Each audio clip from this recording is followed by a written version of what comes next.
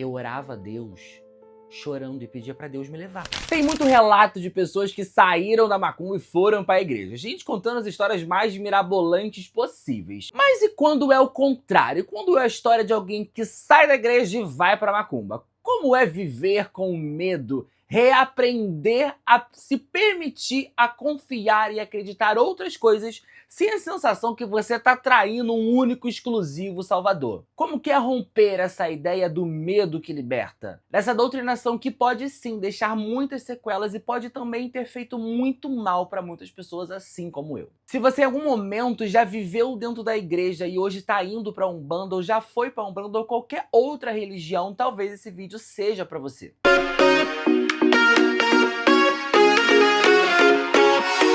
Fala pessoal, mais um vídeo começando aqui nesse canal que fala sobre espiritualidade de uma forma livre, de uma forma que todos podem se conectar com o irmão mais velho de vocês da macumba. Mas hoje não vai ser o irmão mais velho de vocês falando, porque essa história que eu vou contar, a minha história, pode ser a história de um irmão de santo, pode ser a história da sua mãe, daquela colega de trabalho, de alguém que já viveu o que eu vivi, que foi dentro da igreja. No último vídeo que eu subi contando a minha trajetória da primeira vez dentro de um terreiro de macumba, eu contei pra vocês que eu tinha acabado de sair da igreja. Então muitas das coisas que eu via ali dentro tinha muito medo. Muitas expressões como, ai meu Deus, é o diabo, tá repreendido, era muito comum no meu vocabulário, porque eu tinha acabado de sair da igreja. E a igreja pra mim foi um ambiente muito traumático, foi um ambiente de muitas experiências. Eu não consigo me recordar se eu fui verdadeiramente feliz dentro daquela religião, mas foi uma religião que eu tive que vivenciar muitas coisas. E hoje eu vou contar pra vocês um pouquinho sobre isso. Quando eu comecei na religião, eu era muito novo. Eu devia ter uns 13 anos, eu acho, 12 anos, uma coisa assim. Eu não fui por escolha. Não teve ninguém que virou pra mim e perguntou assim: ah, você gostaria de ir pra essa religião? Você gostaria de ser dessa religião? Eu fui muito que obrigado. E essa doutrinação, ela foi uma doutrinação muito causada pelo medo, uma doutrinação muito causada, assim, brincando com o psicológico de um pré-adolescente, ou era uma criança, eu não sei. Então, um dos primeiros contatos que eu tive, que eu me lembro, assim, eram de fazer aquelas orações dentro da nossa casa, sabe? Eu não era ainda da religião, e essas orações, eu lembro que eram orações que sempre falava que tinha um demônio ali dentro, que tinha um diabo dentro de casa. E eu era uma criança meio impressionada, sabe? E eu comecei a ficar muito assustado com a ideia de que tinha um demônio dentro da minha casa.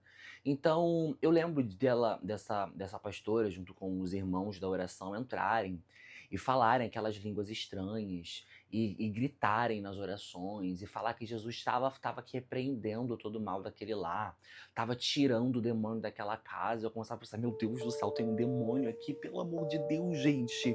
E eu fico sozinho nessa casa, eu durmo sozinho nesse quarto, tem um demônio aqui. Só que era uma coisa muito que ninguém me explicava. Olha, fica, tá tudo bem, tá tranquilo, não. Eu só sabia que tinha um tal de um demônio dentro da minha casa, segundo aquela pastora falava, junto com os irmãos dela lá, da igreja. Eu lembro de uma vez que o meu avô ele teve um AVC na perna. Na perna não, na cabeça, que deu sequelas na perna dele. E eu lembro desde muito cedo, uma das justificativas que eu escutei falarem em oração, falarem usando a palavra de Deus, é que o meu avô tinha tido aquele AVC porque o meu avô não tinha se convertido a Jesus. Então o demônio tinha travado o AVC nele. Não foi a má alimentação, o excesso de estresse, não foi o sedentarismo ao longo da vida, não. Foi porque ele não se converteu a Jesus Cristo que ele teve o AVC. Tudo bem. Eu lembro que a minha avó, ela tinha um budinha dentro do armário dela.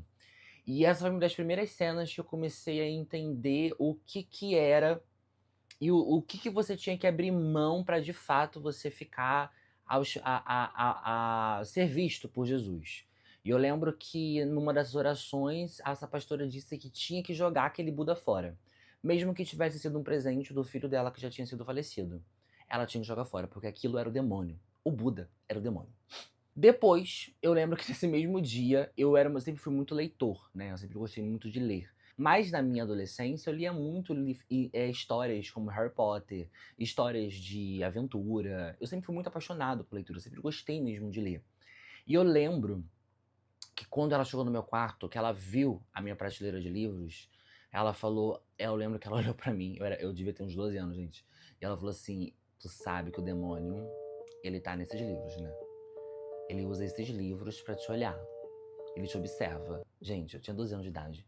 Como é que você escuta que o demônio tá usando os livros pra te usar? Uma criança que sempre leu livro de aventura e de fantasia. Pra mim aquilo fazia todo sentido. Eu já criei uma cena na minha cabeça. E eu lembro que ali eu fui apresentado o medo.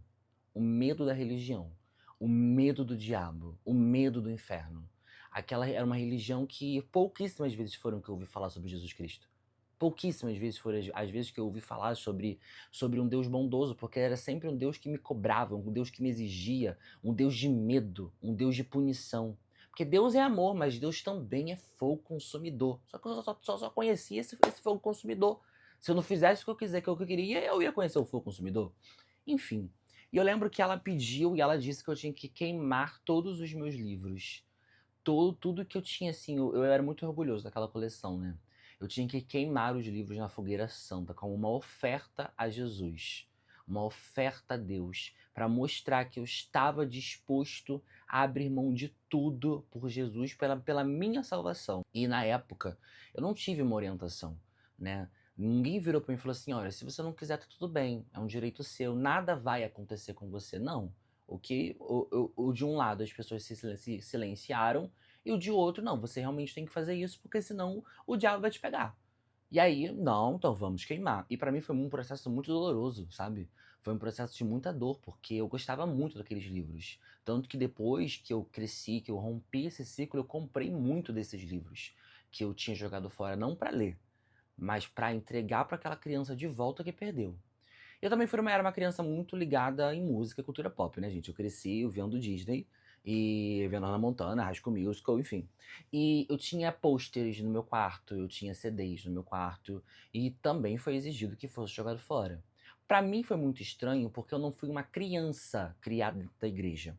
Eu conheço pessoas que, por exemplo, não podiam escutar Rebelde, não podiam escutar High School Musical, porque a mãe não deixava, sabe? Eu não era essa criança. Eu fui uma criança que via Rebelde, que via High School Musical, que fazia coisas de criança sem a presença da igreja interferindo na minha infância. Nunca tive a presença da igreja interferindo, graças a Deus. Só que na minha pré-adolescência e adolescência, a igreja foi muito presente. E aí eu comecei a ir para a igreja, né? Eu lembro que eu permiti jogarem fora, até porque eu não tive muita escolha, acredito eu. É, comecei a entender como funcionava, fiquei muito assustado com aquilo, que tinha um demônio dentro da minha casa. Como assim tem um demônio, um diabo escondido que eu não tô vendo? E era uma criança com muito medo de espírito, tá, gente? Eu tinha muito medo de espírito. Essas coisas de terror, eu não gostava de nada de terror, porque eu era muito pressionado, sabe? E aí eu comecei pra igreja, né? Comecei a frequentar para acompanhar a minha mãe. Comecei a frequentar, comecei a frequentar. É assim, gente, vamos lá. Vamos ser bem sinceros aqui, né? Criança afeminada, adolescente gay, dentro de uma igreja de assembleia, eu acho que vocês já imaginam o caos que foi e que pode ter sido a minha adolescência, né? A igreja foi responsável pelos meus maiores traumas psicológicos, pelos meus maiores traumas. Quando eu fui convidado para ir para a igreja, eu não fui porque eu queria, tá? Eu fui para acompanhar a minha mãe, esse é um ponto. Eu ia porque eu fazia tudo, sabe, por ela. Ia por ela, fui por ela, para estar com ela, para ser uma companhia, porque ela não gostava de ir sozinha, então eu ia com ela. Ponto. Só que a igreja ela tem uma coisa que muitas igrejas, né, fazem isso. Você só pode ser amigo de quem é da igreja. Você só pode conviver com pessoas que são da igreja, porque você não pode sentar na mesa dos escarnecedores. Você não pode beber com pessoas do mundo. Você tem que mostrar que você é diferente. Então eu percebi que em um pequeno espaço de tempo, o meu círculo social, a minha família, os meus amigos, eu não podia mais ter contato com essas pessoas livremente. Eu tinha que ter contato somente com as pessoas da igreja. Muitos jovens passavam pelo que eu passava. Não queriam estar ali, mas eram obrigados pelos pais. Eram obrigados. Um medo de ir para o inferno. Enfim, comecei a ir, comecei a frequentar. E eu lembro que tinha um discurso também que falava que você tem que mostrar que você é diferente do mundo. Adentro. Essa era uma igreja que as mulheres usavam aquele roupão. Não sei se aí na sua cidade você já viu isso, mas aqui no Rio de Janeiro é muito comum, em Assembleia de Deus bem tradicional, as mulheres usarem roupão. A minha mãe nunca usou roupão, mas ela usava aquelas saias até o joelho. Então eu vi ela jogar o guarda-roupa dela todo fora para comprar essas roupas da moda evangélica. Vírgula. Moda evangélica que a pastora vendia. Então joga as suas roupas e por um acaso eu vendo as roupas, compra tudo de novo comigo. E eu lembro que existia uma fomentação de consumir de pessoas evangélicas, quase que um esquema de pirâmide, né? Então, as pessoas que começavam a trabalhar com a gente, porque minha mãe era empresária, só tinham que ser da igreja. Então, aquelas pessoas maravilhosas que eu cresci vendo, minha família, de repente eu escutava nas revelações falarem: o diabo entra na sua empresa através dessas pessoas. O diabo está entrando dentro da sua casa porque a faxineira não é evangélica. Então, contrata uma diarista que seja da igreja para blindar o seu lar. Sempre um diabo para influenciar as atitudes de alguém que estava abalado psicologicamente. Eu não estou falando de mim nessa hora. E automaticamente influenciar a fazer tudo o que um pastor queria.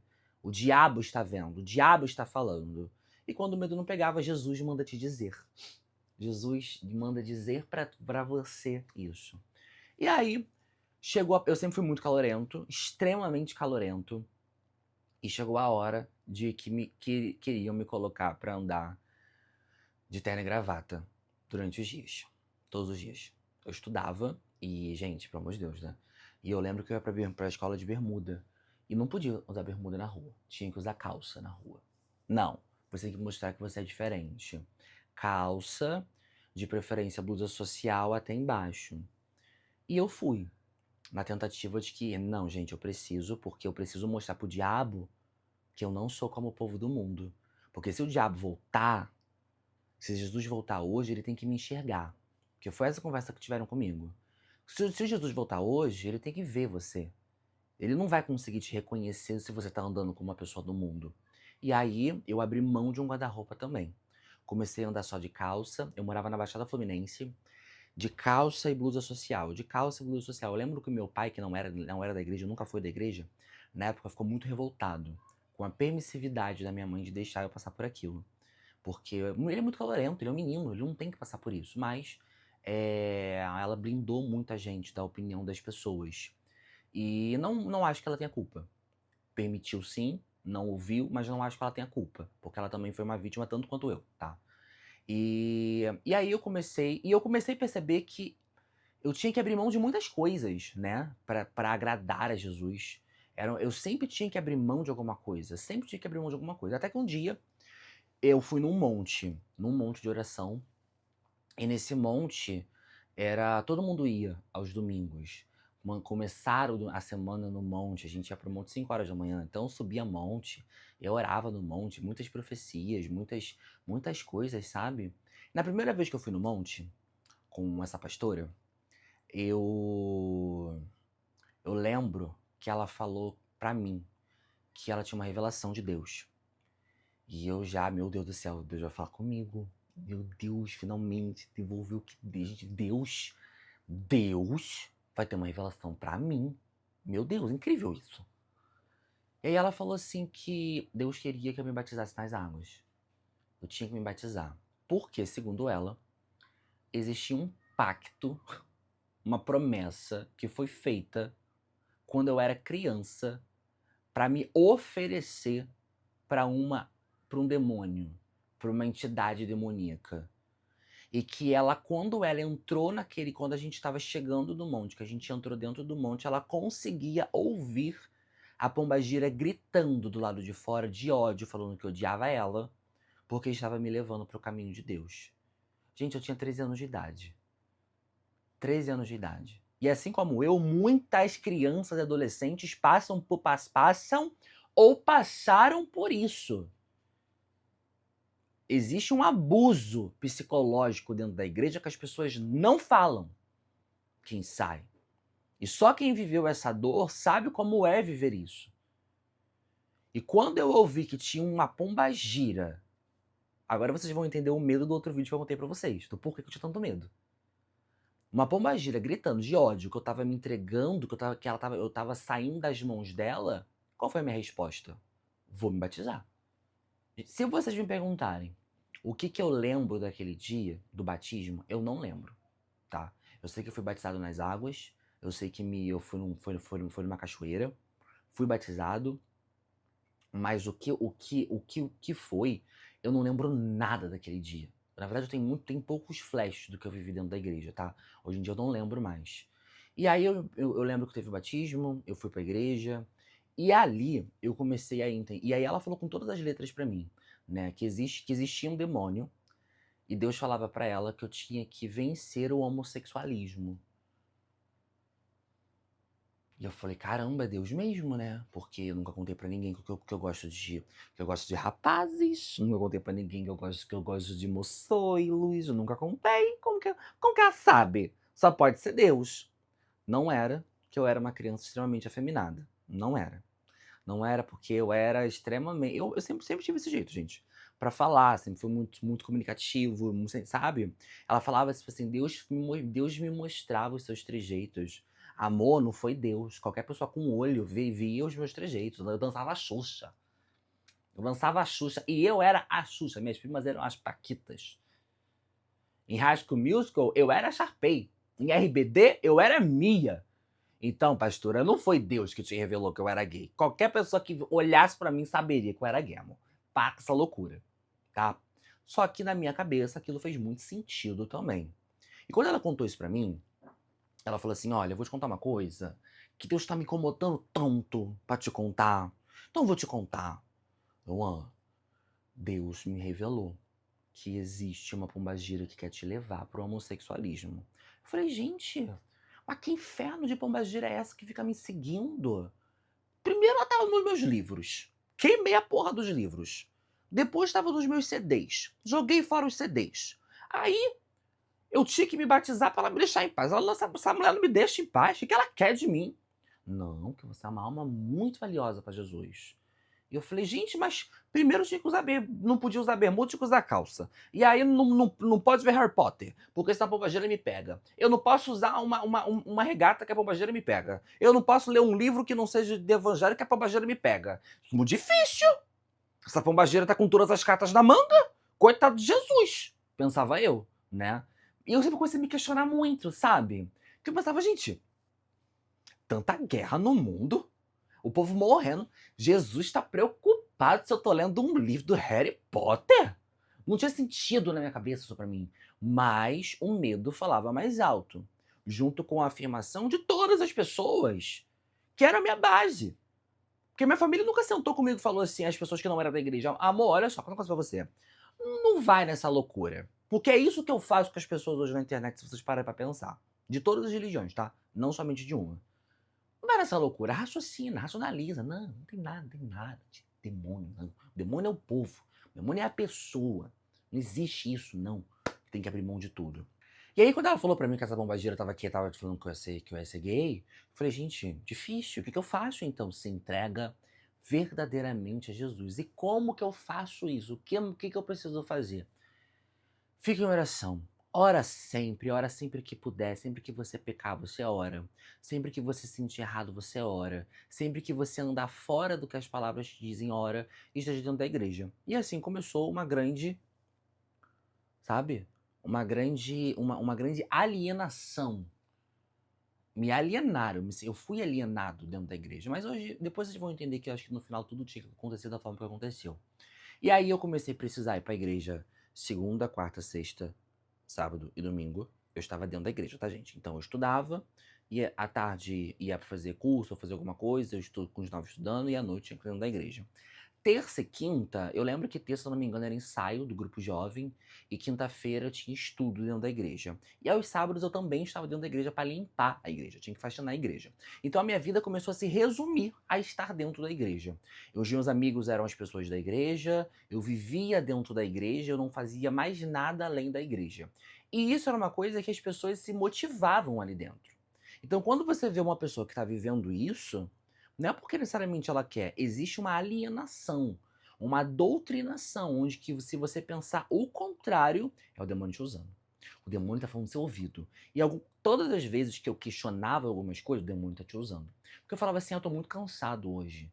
Eu não quero ir, tô cansado. Sabe, eu queria ficar em casa, deitando, vendo livro. Mas se Jesus voltar hoje, você não estava na igreja, você estava cansado para ele. É justo, né, com Jesus isso. Que culpa! Tudo é uma culpa!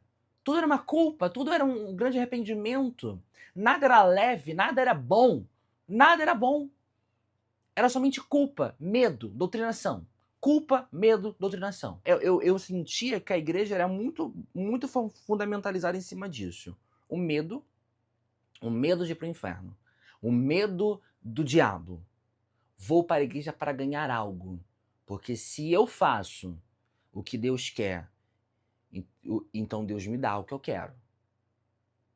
Mas se eu não ganho, é porque eu não agradei. Culpa. Então as pessoas vão para a igreja ou por medo, ou para ganhar algo, ou pela culpa. Não necessariamente vão para a igreja, mas as pessoas... isso é o que sustenta a fé. Todas as fés, se vocês pararem para pensar, tá? Não é só a igreja, não. Todas as fés. E aí eu comecei a ir. Só que nesse período eu falei assim, cara, eu vou me dedicar, é isso. Eu vou me dedicar. Eu vou abrir mão de toda a minha sexualidade. Eu vou abrir mão porque eu tava numa fase da pré-adolescência. Pré-adolescência você começa o quê? A se descobrir sexualmente. E aquele menino que gostava de High School Musical de RBD, ele para de gostar de High School Musical de RBD e começa a prestar atenção em meninos. Ele começa a observar meninos. Meninos começam a chamar a atenção dele. Porque, gente, não existe isso de criança gay. Criança não tem sexualidade. Não tem. Eu era uma criança que gostava de coisas de menina, sim. Mas também gostava de boneco, gostava de videogame. Mas eu era uma criança mais afeminada do que todos os outros meninos, sim. Mas não era gay, eu não tinha sexualidade naquela época. Mas quando a minha sexualidade desabrochou dentro de mim, sim. Eu comecei a observar os meninos. Rapazes começavam a me chamar. Rapazes, nossa, me senti com 50 anos. Homens gostosos, barbarizantes, começavam a chamar a minha atenção. Eu comecei a olhar para aqueles homens e falei, nossa, que delícia, meu Deus, que pecado, meu Deus, que homem gostoso, meu Deus, não posso olhar. Passava um homem com um pacotão na bermuda, eu olhava e depois, meu Deus, Jesus vai me cegar, porque eu olhei pra rola do homem na bermuda. E aí, minha filha, o que um adolescente faz? Um adolescente, você toca, né, gente? Um adolescente, ele conhece a masturbação naturalmente. E aí você imagina, passava o dia inteiro dentro da igreja e à noite me recorria à pornografia. Como qualquer adolescente. Qualquer adolescente. E depois da pornografia aconteceu o quê? A culpa. O medo. O arrependimento. E ali, o meu psicológico começou a fragmentar. Porque eu tentava de tudo. Porque falavam pra mim que era só tentar. Vai pra igreja a hora que Deus vai te libertar. E Deus não me libertou. Não aconteceu isso. Muito pelo contrário. Eu fui me fragmentando psicologicamente. A minha cabeça começou a me fragmentar, porque o ser humano não consegue durar com tanta culpa, com tanto arrependimento. Eu lembro de cenas minhas do joelho dobrado. Eu já devia ter uns 14 anos. Eu orava a Deus chorando e pedia para Deus me levar. Eu pedia para Deus me levar porque eu não conseguia não ser o que eu era. Eu não conseguia. E por isso que eu falo, a igreja quase me matou. Porque o meu psicológico foi arruinado na mão de pessoas que dominavam a ciência religiosa. Porque a religião é uma ciência. É uma doutrinação imposta pelo medo. E eu lembro de joelho dobrado, pedir para Deus me levar. Porque eu não consigo. E eu lembro que um último dia eu falei assim, eu chorando muito. Porque eu falei, não é possível, não é possível. Gente, segundo a psicologia, tudo aquilo que você se controla muito para não fazer, uma hora você faz. E quando você faz, você consome muito. Era o que acontecia comigo. E eu lembro que num momento que, tipo assim, eu tive muito contato com isso, de ver homens mesmo, de sentir prazer sozinho, assistindo essas coisas, eu me senti muito bem, mas quando acabou, eu tive um peso na consciência, uma culpa, e eu tive uma crise de choro, uma crise nervosa, porque na minha cabeça Jesus ia voltar naquele dia. E naquele dia eu ia morrer. E naquele dia eu ia pro inferno. E eu dobrei o meu olho, e do meu joelho eu falei pra Jesus, eu vou entrar num propósito de 21 dias. E eu quero de verdade que o Senhor me cure. Eu quero que você me cure disso, eu quero que você me tire disso. Eu quero, por favor. E aí, comecei a namorar, entrei nesse propósito, comecei a me relacionar com uma menina. Gente, vocês imaginam agora eu. Eu de bofe. Imagina eu de bofe. Não tem como, né? É difícil. Eu tive 2 namoradinhas na minha vida. A primeira foi antes desse processo dos 21 dias. Eu lembro que era namoro de escola. Mãozinha dada e beijinho. Mãozinha dada e beijinho. A gente andava, eu buscava ela no curso, bem bofinho. Eu voltava de mãozinha dada. Um belo dia, minhas irmãs, minhas amigas, a menina me jogou num beco escuro, atrás de uma van. Ela era evangélica também. E começou a me beijar. E ela assim, ela falou, vamos parar aqui. Eu falei, aonde, gente? Aonde a gente vai parar? Atrás dessa van. A van, jogou no contra-van. Começou a me beijar. Aí a menina começou a passar a mão em mim.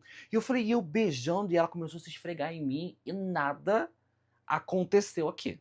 Nada. Eu acho que ele entrou até a patoca, igual a tartaruga. Nada. Tipo, entrou, se escondeu. Ficou menos 4, sabe? Entrou. Eu falei, menina, a gente é crente. De evangélico, a gente escolheu esperar. Olha, o diabo, hein? Vai orar. Você é pomba gira. E aí ela... Eu falei, ai, que bom, graças a Deus. Meu Deus. Quase não casei virgem, meu Deus. Se eu for casar virgem, por fora. Deus me livre. Nunca cheguei perto. E a segunda vez, eu tava me relacionando com essa menina, né? E eu tentava mesmo, gente, mas eu tentava muito. Eu tentei muito. Eu beijava, sabe? Eu ia lá, a gente dava uns amassos, porque eu tava no propósito dos 21 dias. Estava eu no propósito dos 21 dias. E aí, tava lá, tava tentando, tava orgulhoso de mim, sabe? Não tava vendo nenhum sitezinho bacana, tava ali mesmo na Bíblia, na fé, na oração. Um belo culto de domingo, igreja cheia, lotada. Eu, líder do Ministério dos Jovens, filho de uma das pessoas mais importantes dentro da igreja. Então, assim, eu era meio que eu tinha uma certa representatividade dentro daquela igreja. Vamos falar sobre visões e revelações de Deus. Vamos falar. Vamos ver as visões e revelações de Deus. Porque a minha igreja tinha isso na época, né? Visões, revelações de manifestação, gente virando demônio, e tá repreendido, e fecha o olho, eu vou te matar. Aquelas coisas que aconteciam, né? Eu ficava por isso, muito medo da macumba que eu tinha depois. E assim, eu fico tanto que, vou abrir só uma aspas, por isso que eu sentia muito medo quando eu fui pra macumba. Porque eu vi muito demônio manifestado na igreja. As pessoas manifestavam mesmo, culto de libertação, Deus me livre. Apagava até a luz, gente, apagava a luz. E era uma gritaria, uns demônios rangindo, um povo caindo. E eu, meu Deus do céu, eu não quero cair, eu não quero cair, eu não quero cair, eu não quero cair. E aí, nesse culto de visões e revelações, tava tendo as visões e revelações, eis que um homem, que ele era... Eu acho que ele era obreiro da igreja, uma coisa assim, não lembro que ele era, não lembro que ele tinha um cargo, ele ficava no altar, sentado. Ele virou pra mim, na frente de todo mundo, igreja lotada, era festividade da igreja, festividade. E virou e falou assim, Jonathan, Deus manda te dizer pra você abrir o seu olho. Porque ele tá vendo o que você tá fazendo. Eu falei, cara, Deus tá muito orgulhoso de mim, né? Porque tô tentando muito. E eu vejo um amigo vindo bater no seu ombro e falar, sai do armário, menininha. Eu lembro que eu me senti que eu encolhi. Porque por mais que vocês me vejam muito falante, eu sou muito tímido. Eu encolhi. Eu senti o peso de todas aquelas pessoas em cima de mim. Todo mundo me olhando. Um silêncio absoluto na igreja. Ali, eu falei, Deus não existe. Isso é mentira. Deus não existe. Não existe. Não tem como. Não tem como. E eu lembro que eu não falei mais nada. E eu falei que eu nunca mais pisaria naquela igreja. Eu cheguei em casa. Minha mãe ficou um bom tempo, tá? Sem falar comigo, um silêncio dentro de casa, um silêncio. E eu falei, eu não piso mais naquela igreja. Nunca mais. Nunca mais. Eu nunca mais pisei. Nunca mais voltei. Não, eu sei que ali foi o meu grito de libertação. Então, se eu estou tentando, se eu estou fazendo tudo, eu tive essa conversa com Deus. Se eu tentei tudo que eu pude e você me mandou este recado, então, pois agora eu vou barbarizar. Vou mesmo, vou me jogar e que se dane. Não volto mais pra igreja. E aí, meu amor? A pessoa reprimida, ela deu seu grito de vitória. Seu grito de revolução. Naquele mesmo verão, beijei meu primeiro rapaz. Comecei a conversar com homens, comecei a conhecer a minha sexualidade, me reconectei com os meus amigos, me reconectei com a minha família e falei assim, eu nunca mais volto para a igreja. Só que ali começou um questionamento dentro de mim. Isso não é Deus. Deus não é isso. E quando eu saí da igreja, eu entrei num processo de muito questionamento que eu quase virei ateu. Que eu comecei a estudar a Bíblia pela outra visão, pela visão científica. Eu entrei num processo de muito estudo para buscar comprovações de que a Bíblia é uma farsa. Comecei a estudar sobre Martinho Lutero, Reforma Protestante, comecei a entender como que funcionava a doutrinação do medo desde a Idade Média para a igreja poder enriquecer, e ali eu comecei a entrar num processo de não acredito na Bíblia. Não acredito em Deus. Um adendo que eu vou dar uma informação para vocês aqui agora é que o homem que me deu esta profecia no altar era um ex-homossexual. Era um ex-travesti. Ele espelhou em mim todas as frustrações dele. E se eu te falar se eu perdoo esse homem hoje ou não, eu não sei. Na verdade, eu nem lembro o rosto direito dessa pessoa. Eu convivi alguns anos, mas eu não lembro. Mas eu vejo que aquilo não era sobre mim. Aquilo que ele falou no altar. Não era. Era sobre ele. Mas foi nesse momento que começou a despertar a pessoa que eu sou hoje. A pessoa que combate o medo dentro das religiões. Sabe, gente? Muito do Envio de Aruanda, de quando eu crio conteúdos para mostrar para vocês que não precisam ter medo. Se você não sabe, se você não entende, essa pombagira não vai acabar com a sua vida. O seu orixá não vai tirar tudo da sua vida se você não fizer o que quer. Isso é doutrinação através do medo. Isso está presente em todas as religiões. O meu discurso na internet é um discurso que quebra esse medo. Por isso que alguns pais de santos não gostam de mim. Porque eu tiro esse poder, eu faço as pessoas racionalizarem em cima do medo. Ali, aquele Jonathan começou a formar a pessoa que eu sou hoje. Então, quando eu vejo uma pessoa que ela tá doutrinada, que ela tá presa, se eu puder colaborar com conhecimento, para essa pessoa pensar um pouco fora da caixa, eu vou colaborar. Tanto que o Envio de Aruanda, ele foi fundamentalizado, ele foi criado para ser um canal de ensino, para ensinar as pessoas sobre uma fé lógica. Eu já falei pra vocês que já passei por muitas religiões. Antes da igreja evangélica, eu era católico. Depois eu fui kardecista. No kardecismo, eu aprendi a racionalizar a minha fé. A pensar com a razão, sabe? A usar a minha cabeça. E acho que foi graças ao kardecismo que eu não virei ateu. Porque senão eu teria virado ateu. Porque eu entrei num processo de muita intensidade para quebrar padrões. Tanto que hoje eu não consigo estar em nenhum tipo de doutrinação pelo medo, pela ameaça. Eu não consigo. Eu sou uma pessoa que eu já me revolucionei uma vez e não volto para esses espaços. Se eu falar para vocês como que ficou a igreja praticamente fechou. Essa pastora, ela infelizmente faleceu. As outras pessoas que passaram pelo meu caminho, eu não sei o que aconteceu com essas pessoas, mas eu nunca mais fui a mesma pessoa. Porque paralelo a isso veio como eu me assumi, como eu saí do armário, como eu dei meu grito de liberdade, que eu posso inclusive fazer um vídeo pra vocês, caso vocês queiram aqui. Foi uma história muito intensa, muito intensa. Até proibido de ir pra escola, eu fui proibido. Sim, N coisas aconteceram na minha trajetória pra eu ser a pessoa que eu sou hoje, certo? Mas também foi um momento muito lindo. Foi um momento que eu me conectei com meu pai, que eu vi que meu pai é um cara maravilhoso, que é um cara foda. Meu pai é um cara incrível, incrível.